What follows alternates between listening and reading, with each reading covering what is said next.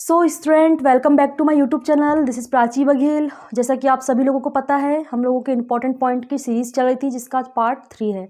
तो हम लोगों ने कुछ पॉइंट डिस्कस किया था और आज भी कुछ पॉइंट डिस्कस करेंगे।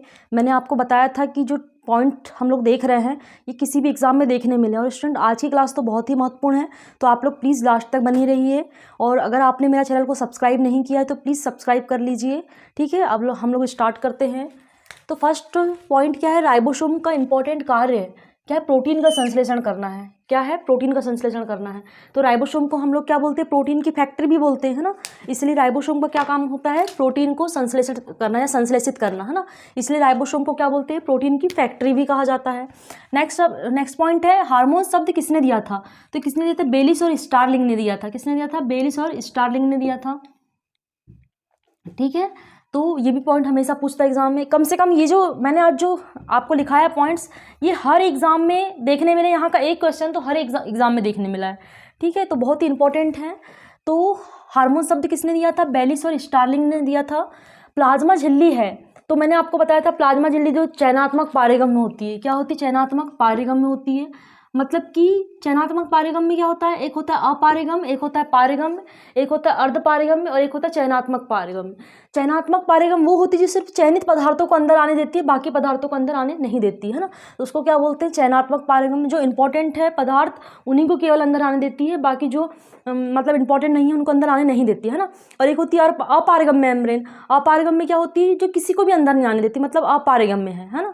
और एक क्या होती है स्टूडेंट? पारेगम में। पारेगम मतलब सभी आ सकते हैं अंदर, है ना, सभी आ सकते हैं अंदर, तो वो है पारेगम। एक अर्ध पारेगम होती है, उसमें कुछ अणुओं को अंदर आने देती है, कुछ अणुओं को अंदर आने नहीं देती, पर वो सेलेक्ट नहीं करती है कि ये चयनात्मक है या अचयनात्मक है, सेलेक्ट नहीं करती। लेकिन जो चयनात्मक पारेगम में मेम्ब्रेन जो रहती है, ये सेलेक्टिव ही पदार्थ को अंदर आने देती है, बाकी के पदार्थों को अंदर आने नहीं देती है। अब नेक्स्ट पॉइंट है कि प्लाज्मा झिल्ली का ठोस अंतर्ग्रहण क्या कराता है ना। तो प्लाज्मा झिल्ली क्या करती है? अंतर्ग्रहण करती है ना, पदार्थों को अंदर लाती है। ठीक है, और बाहर भी भेजती है ना कुछ अपशिष्ट पदार्थों को। तो जो प्लाज्मा झिल्ली में जो ठोस अगर पदार्थ अंदर आ रहे हैं, ठीक है, तो ठोस पदार्थ अंदर आ रहे हैं उसको क्या बोलेंगे? फेगोसाइटोसिस बोलेंगे। क्या बोलेंगे? फेगोसाइटोसिस बोलेंगे। और स्टूडेंट, अगर प्लाज्मा झिल्ली द्रवित पदार्थों को ग्रहण कर रही है ना, अगर प्लाज्मा झिल्ली द्रवित पदार्थों को अंदर करी तो उसको क्या बोलेंगे स्टूडेंट? बहुत इंपॉर्टेंट है, पिनोसाइटोसिस बोलेंगे। क्या बोलते हैं? पिनोसाइटोसिस। हर एक पॉइंट बहुत ही इंपॉर्टेंट है एग्जाम के लिए। क्या बोलेंगे? पिनोसाइटोसिस बोलेंगे। ठीक है, अगर ठोस पदार्थों को अंदर ग्रहण कर रही है या एब्जॉर्व कर रही है तो उसको क्या बोलेंगे? फेगोसाइटोसिस बोलेंगे। और जो द्रवित पदार्थ लिक्विड मटेरियल है, अगर उसको अंतर ग्रहण कर रही है तो उसको क्या बोलेंगे? पिनोसाइटोसिस बोलेंगे। ठीक है, इंपॉर्टेंट है। सबसे ज़्यादा एंजाइम होते हैं तो किस में होते हैं स्टूडेंट? माइटोकॉन्ड्रिया में होते हैं। ठीक है, आप लोग याद रखोगे। हमने और कहाँ देखा था सबसे ज़्यादा एंजाइम्स? लाइसोसोम में भी देखा था, है ना। मतलब लाइसोसोम में एंजाइम तो हो रहे थे, लेकिन लाइसोसोम से भी ज़्यादा एंजाइम किस में होते हैं? माइटोकॉन्ड्रिया में होते हैं। ठीक है, माइटोकॉन्ड्रिया को क्या बोला जाता है? ऊर्जा ग्रह या पावर हाउस भी कहते हैं। अब नेक्स्ट पॉइंट क्या है? गोल्जी काय किससे उत्पन्न होता है? तो गोल्जी काय किससे उत्पन्न होता है? एंडोप्लाज्मिक रेटिकुलम से होता है। मतलब गोल्जी काय का जो निर्माण होता है वो किससे होता है? एंडोप्लाज्मिक रेटिकुलम से होता है। और मैंने आपको कल के लेक्चर बताया था, एंडोप्लाज्मिक रेटिकुलम को क्या बोलते हैं? साइटोस्केलेटन बोलते हैं, है ना। मतलब कि कोशिका का कंकाल बोलते हैं। ठीक है, अब नेक्स्ट पॉइंट है कि टेक्सोनॉमी के फादर कौन है? टेक्सोनॉमी का मतलब होता है वर्गीकी, है ना। क्या होता है? वर्गीकी। सबसे पहले जो कैरोलस लीनियस साइंटिस्ट थे उन्होंने ही वर्गीकरण को बताया था, है ना। वंश जाति का जो वर्गीकरण किया था वो किन्होंने किया था? कैरोलस लीनियस को ही किया था, कैरोलस लीनियस साइंटिस्ट ने किया था। बहुत इंपॉर्टेंट है, हमेशा क्वेश्चन पूछता है कि टेक्सोनॉमी के फादर कौन है? कैरोलस लीनियस है। ठीक है, नेक्स्ट पॉइंट है किस विटामिन को हार्मोन्स कहा जाता है? तो स्टूडेंट, विटामिन डी को। ये भी क्वेश्चन हमेशा पूछता है तो कि कौन सा विटामिन हार्मोन्स की तरह कार्य करता है? तो कौन सा हार्मोन्स विटामिन की तरह कार्य करता है? Vitamin D. ये कहाँ से मिलता है? सनसाइन से मिलता है, मतलब सूर्य की रोशनी से मिलता है ना, मतलब सन से मिलता है। और दूसरी चीज़ ये 7 से 9 सुबह की जो 7 से 9 की धूप होती है ना, सुबह की जो 7 बजे से 9 बजे की धूप होती है उसमें सबसे ज़्यादा विटामिन डी पाया जाता है ना।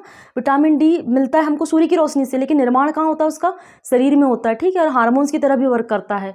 ठीक है, तो कौन सा विटामिन है? विटामिन डी है। अब नेक्स्ट पॉइंट क्या है? मानव शरीर का रक्त बैंक, है ना।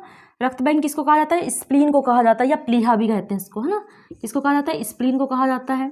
ठीक है, बहुत इंपॉर्टेंट पॉइंट है। ब्लड बैंक भी कहते हैं या रक्त बैंक भी बोलते हैं किसको, प्लीहा को, स्प्लीन को।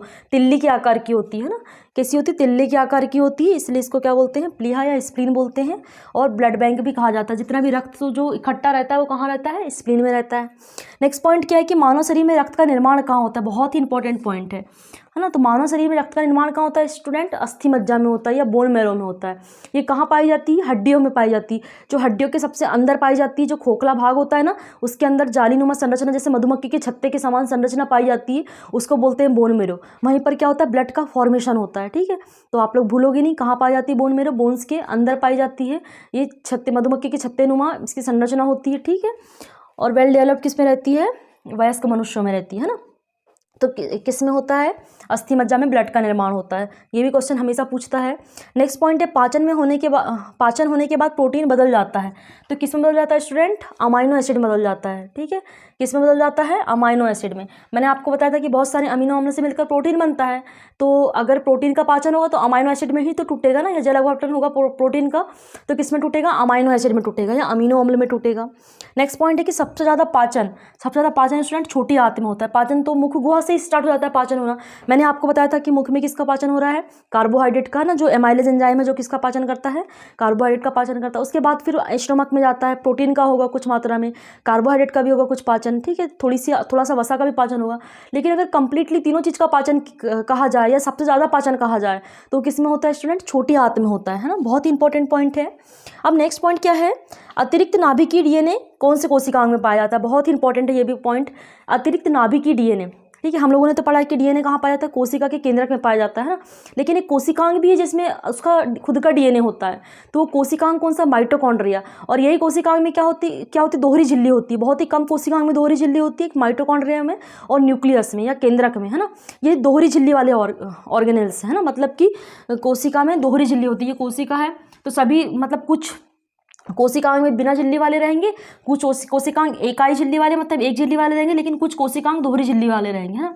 तो ये क्या है, माइटोकॉन्ड्रिया की संरचना है ना। ठीक है, ये क्या माइटोकॉन्ड्रिया थी, ये क्या दोहरी झिल्ली युक्त कोशिकांग है। और दूसरी चीज इसलिए इंपॉर्टेंट बहुत है कि ये इसका खुद का डीएनए होता है ना, इसलिए इसको क्या बोलते हैं स्टूडेंट, अर्ध स्वायत्त कोशिकांग या कोशिका में कोशिका भी बोलते हैं। मतलब कोशिका के अंदर और एक कोशिका प्रेजेंट है। क्यों बोलते हैं, क्योंकि इसका खुद का डीएनए होता है और ये दोहरी झिल्ली युक्त कोशिकांग है, इसलिए क्या बोलते हैं, माइटोकॉन्ड्रिया को क्या कहा जाता है, मतलब कोशिका में कोशिका कहा जाता है। ठीक है, या अर्ध स्वायत्त कोशिकांग भी कहते हैं। अब नेक्स्ट पॉइंट है ताला चाबी सिद्धांत। जब मैंने आपको पढ़ाया था एंजाइम, ठीक है, तो ताला चाबी सिद्धांत पढ़ाया था कि जो सबस्ट्रेट रहता है वो ताला की भांति व्यवहार करता है, चाबी की भांति एंजाइम, है ना। तो ताला चाबी सिद्धांत किसने दिया था, फिशर ने दिया था। और ये एंजाइम और सबस्ट्रेट में अगर एक कॉम्प्लेक्स बना लेते हैं, ठीक है, जब कॉम्प्लेक्स बन जाता है फिर एंजाइम और सबस्ट्रेट मतलब उत्पाद बन जाता है, उनसे कॉम्प्लेक्स से फिर उत्पाद बन जाता है, फिर उत्पाद बनने के बाद फिर एंजाइम अलग हो जाता है ना। सिर्फ एंजाइम क्या करता है, पार्टिसिपेट करता है अभिक्रिया में। अब नेक्स्ट पॉइंट क्या है, सबसे लंबी हड्डी फीमर होती है ना। आप सभी लोगों को पता है सबसे लंबी हड्डी क्या होती है शरीर की, मानव शरीर की, फीमर होती है, जो कहाँ पर पाई जाती है स्टूडेंट, जांघ में पाई जाती है ना। सबसे लंबी हड्डी कहाँ पाई जाती है, जांघ में पाई जाती है। और सबसे छोटी हड्डी की बात की जाए तो सबसे छोटी हड्डी कहाँ पाई जाती है स्टूडेंट, कान में पाई जाती है ना, मिडिल ईयर में, मतलब मध्य कर्ण में पाई जाती है। कहाँ पाई जाती है सबसे छोटी हड्डी, मिडिल ईयर या मध्य कर्ण में पाई जाती है ना। और वैसे ही एक सबसे छोटी मसल्स भी होती है ना, जो मिडिल ईयर में पाई जाती। याद रखोगे स्टूडेंट, सबसे छोटी मसल्स, सबसे बड़ी मसल्स या सबसे लंबी मसल्स, सबसे बड़ी बोन या सबसे लंबी बोन या सबसे छोटी बोन। ये क्वेश्चन बहुत ही इंपॉर्टेंट है। तो सबसे लंबी हड्डी याद रखोगे फीमर है, सबसे छोटी हड्डी है स्टेप्स जो मिडिल ईयर में पाई जाती है।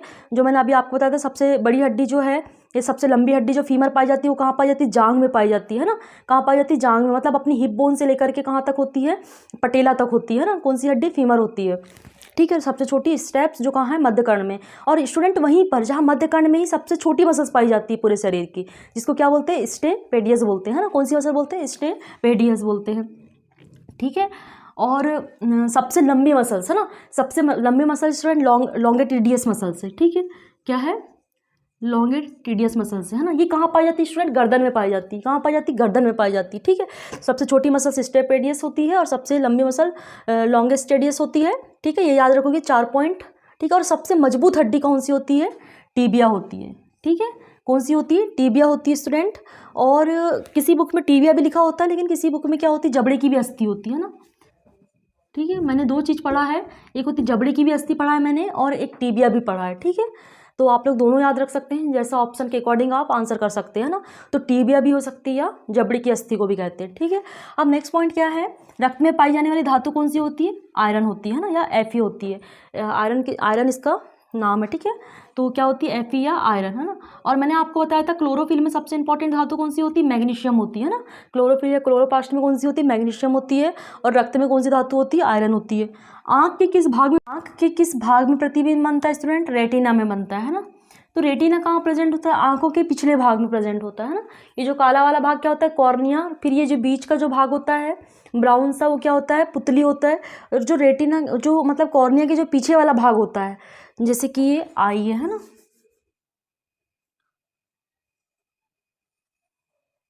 ठीक है, ये आई। तो ये जो भाग रहेगा क्या, ये रहेगा कॉर्निया, ठीक है। और ये वाला भाग रहेगा क्या, पुतली, प्यूपिल भी बोलते हैं इसको, है ना, प्यूपिल। और ये जो पीछे वाला भाग रहेगा यहाँ पर, ठीक है, यहाँ पर क्या होता है, रेटिना होता है। यहीं पर स्टूडेंट प्रतिबिंब बनता है आंखों का। समझ में आया। तो आंख के किस भाग में प्रतिबिंब बनता है, रेटिना में, जो कि पिछले पर्दे पर स्थित होता है, ठीक है। अब नेक्स्ट पॉइंट क्या है, त्वचा का रंग किसके कारण होता है, तो मेलानिन वर्णक के कारण होता है ना। मतलब जो अगर जिसके शरीर में ज़्यादा मेलानिन होगा तो उसकी त्वचा ज़्यादा डार्क होगी, है ना। जो काले लोगों की त्वचा में ज़्यादा मेलानिन वर्णक रहता है, इसलिए उनकी त्वचा क्या रहती है, सांवली रहती है। और जो बहुत ज़्यादा गोरे हैं तो उनकी त्वचा में मेलानिन वर्णक का अभाव रहता है, थोड़ा कम पाया जाएगा, ठीक है। इसलिए तो वो सूर्य की रोशनी में जाते से उनके शरीर में लाल लाल से चकते होने लगते हैं, क्योंकि मेलानिन वर्णक क्या होता है, कम होता है ना। और स्टूडेंट अगर मेलानिन वर्णक अगर अपसेंट होगा, है ना, अगर किसी की बॉडी में मेलानिन वर्णक अपसेंट रहता है या किसी पार्ट में मेलानिन वर्णक अपसेंट होता है, कभी आप लोगों ने देखा होगा कोई कहीं किसी का फेस कहीं से सफ़ेद होता है, कहीं से डार्क होता है, या कोई बॉडी का पार्ट कहीं से सफ़ेद होता है, कहीं से डार्क होता है, एकदम सफ़ेद होता है, जैसे मिल्क सफ़ेद होता है ना, मिल्क कलर सफ़ेद होता है। तो वो क्यों होता है, क्योंकि उसमें मेलानिन वर्णक पूर्ण तरीके से मतलब नहीं रहता, है ना, पूर्ण तरीके से नहीं रहता, अपसेंट होता है। तो उस कंडीशन को बोलते हैं विटिलागो। क्या बोलते हैं स्टूडेंट, विटिलागो कंडीशन बोलते हैं। बहुत इंपॉर्टेंट है, ये एक डिसीज़ होती है विटिलागो, है ना, ठीक है। तो मेलानिन वर्णक के कारण ही क्या होता है, त्वचा का रंग होता है ना। त्वचा का रंग जो स्किन कलर बोलते हैं वो किसके कारण होता है, मेलानिन वर्णक के कारण होता है। और अगर मेलानिन वर्णक पूरी तरीके से अपसेंट होता है त्वचा में, तो उस बीमारी को क्या बोलते हैं, विटिलागो बोलते हैं, ठीक है। अब नेक्स्ट पॉइंट क्या है, सर्वदाता रक्त समूह, है ना, या यूनिवर्सल डोनर भी कहते हैं। क्या बोलते हैं स्टूडेंट, यूनिवर्सल डोनर, मतलब जो सभी को रक्त दे सकता है, ए को भी, बी को भी, ओ को भी, ठीक है, सभी को रक्त दे सकता है। तो वो क्या है, ओ है ना, क्या है, ओ है। और सर्वग्राही रक्त समूह क्या है, जो सभी से रक्त ले सकता है ना, लेकिन दे सभी को नहीं सकता, है ना, सभी से रक्त ले सकता है। तो वो कौन सा होता है, सर्वग्राही रक्त समूह होता है ना। कौन होता है वो, ए बी होता है ना, क्या होता है, ए और बी, ठीक है, ए बी। रक्त का पीएच क्या होता है स्टूडेंट, 7.4 होता है, मतलब हल्का क्षारीय होता है ना। क्या होता है, हल्का क्षारीय या हल्का बेसिक होता है, ठीक है, याद रखोगे। या अगर आप लोगों को जैसे पीएच ना देते हुए कभी दे दिया हल्का अम्लीय, हल्का क्षारीय या उदासीन, इस टाइप से दे दिया ऑप्शन में, तो आप याद रखोगे पीएच के से याद रखोगे आपकी जो ब्लड का पीएच होता है वो क्या होता है, हल्का क्षारीय होता है, ठीक है। अब नेक्स्ट पॉइंट क्या देखते हैं हम लोग, शरीर की सबसे बड़ी ग्लैंड, है ना, शरीर की सबसे बड़ी ग्लैंड स्टूडेंट यकृत होती है। क्या होती है, यकृत होती है, ठीक है। क्या होती है शरीर की सबसे बड़ी ग्लैंड, यकृत होती है। और अगर बात की जाए शरीर की सबसे बड़ी अंतःस्रावी ग्रंथि, मतलब एंडोक्राइन ग्लैंड, क्या होती है, थायराइड होती है। कौन सी होती है, थायराइड होती है, ठीक है। तो याद रखोगी आपकी सबसे बड़ी ग्रंथि की बात की जाए तो क्या है, यकृत है, ठीक है। और या अगर अंतःस्रावी ग्रंथि की बात की जाए तो कौन सी है, थायराइड है ना, क्या है, थायराइड है, ठीक है। तो अंतःस्रावी ग्रंथि और बाह्यस्रावी, यह शरीर की सबसे बड़ी ग्रंथि, इसमें बिल्कुल कन्फ्यूजन नहीं होना चाहिए आप लोगों को। सबसे बड़ी ग्रंथि यकृत है और सबसे बड़ी अंतःस्रावी ग्रंथि की बात की जाए तो वो है क्या, थायराइड है ना।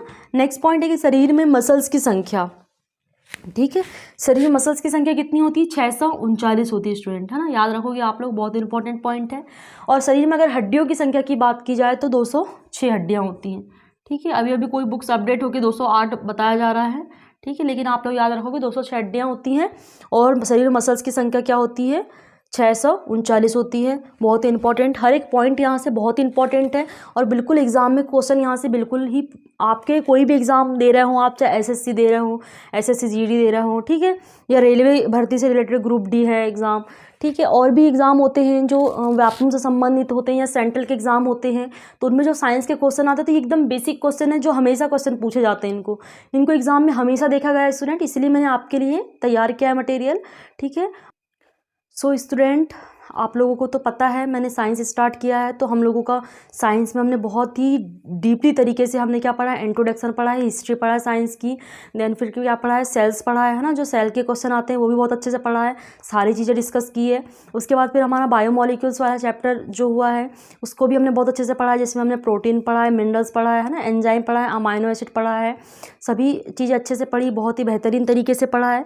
तो ये जो हम पढ़ रहे हैं, ठीक है, तो आपको कभी कभी कोई मतलब वीडियो में लगा हुआ कि मैम बहुत डीपली तरीके से पढ़ा रही, तो स्टूडेंट आज के समय के एग्ज़ाम ऐसे ही हैं, थोड़े डीपली ही क्वेश्चन आते हैं और साथ साथ घुमा के आते हैं।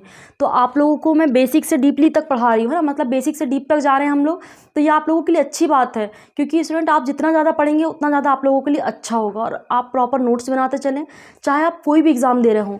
नीट की दृष्टि से भी जो नीट की में भी क्वेश्चन पूछते हैं तो मैंने वो भी बताया है आपको, 11th-12th की साइंस हो या 10th की साइंस हो, अगर 10th की भी साइंस पढ़ रहा होगा तो उसको बेसिक से लेवल तक उनको भी समझ में आएगा, ठीक है। कंपटीशन एग्जाम में भी आप कोई भी एग्जाम में बैठ रहे हो स्टूडेंट, हम लोग बहुत ही अच्छे तरीके से साइंस पढ़ रहे हैं, बहुत ही अच्छे से सारे टॉपिक क्लियर करते चल रहे हैं, ठीक है। और अगर आप मेरे चैनल पर नए हैं तो प्लीज़ सब्सक्राइब करें ताकि आपको ऐसे ही अच्छे वीडियो मिलते रहें।